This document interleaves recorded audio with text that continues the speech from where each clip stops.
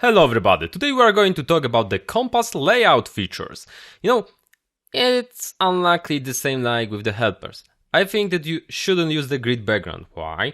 Because, well, you might learn all the things here and it will take some time. And then when you learn it, you're gonna use it. You have a grid background and then you can forget it after some time. You're gonna back to your project and you're gonna look at this like it is some kind of crazy code. Well, it might be, intuitive, but believe me, you will not remember which is which. Here we'll have to reference to this place. It will not be good for you later, okay? Unlikely. I think it's a bad idea. Because of it, I will not talk about this. There is also something like sticky footer. Sticky footer is something that lets you make a sticky footer at the bottom of your web page. You can do it manually, and instead of using something like that you will forget that it is at the top of your SCSS files, and then that it creates so much code. And you don't have exactly control of how it's gonna do it. Maybe you're gonna want to do it different way. It's a bad idea. But there is one thing that is worth checking out. It is a compass stretching. When you go to the example, as you can see, sometimes you might have a box, and in that box you can have text and some kind of box. And well, imagine a situation you want to stretch it out, right? Yeah, this thing might happen. You want to stretch it by the X and Y axis. And with the stretch, you can do it pretty easy. Let's check how they did it.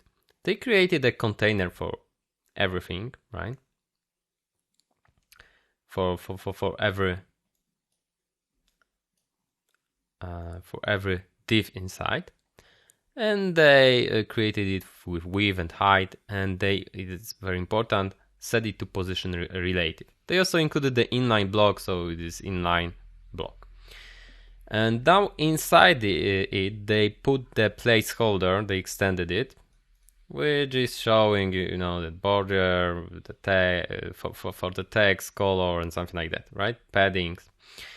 And then they use for each guy, for the stretch full, stretch offset, stretch X and Y, they include stretch, stretch, stretch X, and stretch Y. And the include stretch, as you can see, is stretching it by X and Y axis. The include stretch, and when you say here the position, when you send here how many pixels you want to have the padding from the box outside, you're gonna have the output like that. And you have got the stretch X, which is only stretching it by the X axis, and stretch Y, which is doing something like that. It's pretty cool. You can check how they did it. Well, it's probably also so easy that you can do it on your own. So as you can see, they are just positioning it by absolute, the thing inside, and they are setting top, bottom, and left, right to 0.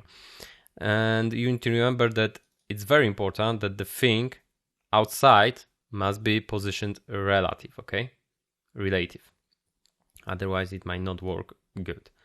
So it's pretty cool. You can, and it's easy to read. That's the most important part of it. You just see, hey, it is stretching something. Okay, I understand it's stretching. I will remember it, okay?